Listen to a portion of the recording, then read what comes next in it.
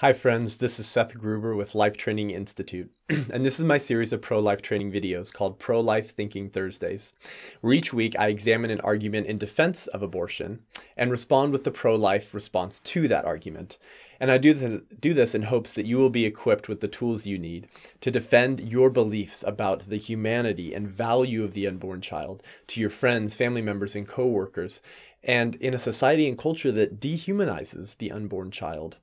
And this is episode 11, and this week I wanted to examine the question: is the answer to abortion found in education and access to contraception and social welfare programs, as opposed to the legal battle?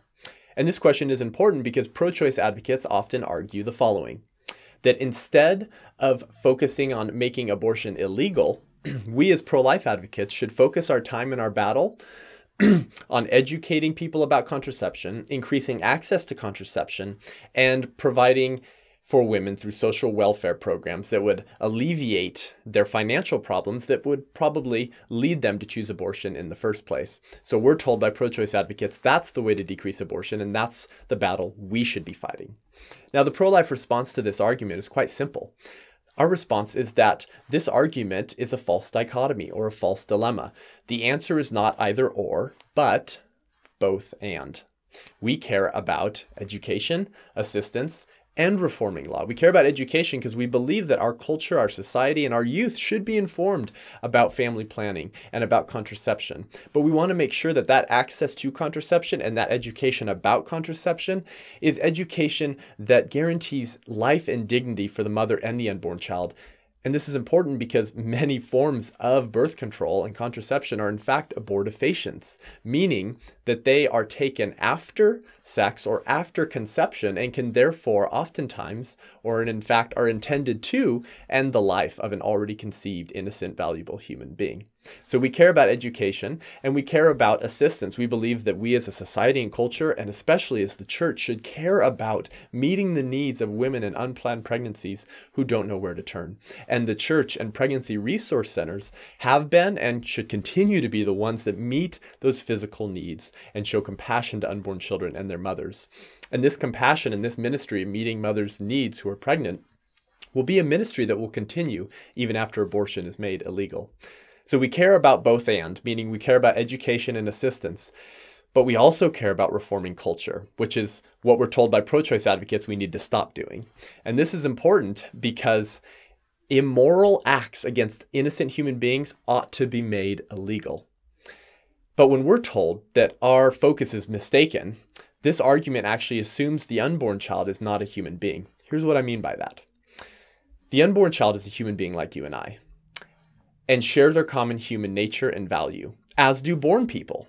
Though we differ from the unborn child in different ways, we still have the same common human nature and value. So, for example, what if instead pro-choice advocates argued that the answer to spousal abuse or wife beating in our culture is not to make it illegal or keep it illegal. It's to address the psychological problems in men's minds that would lead them to beat their wives in the first place.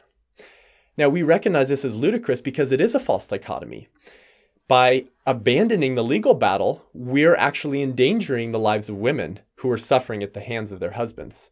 It's both and because we want to enshrine in law a position that says you can't beat your wife or innocent human beings, but also we need to address these psychological problems that are leading men to beat their wives in the first place. The same goes with abortion because the unborn child is a human being, just like that wife, just like you and I.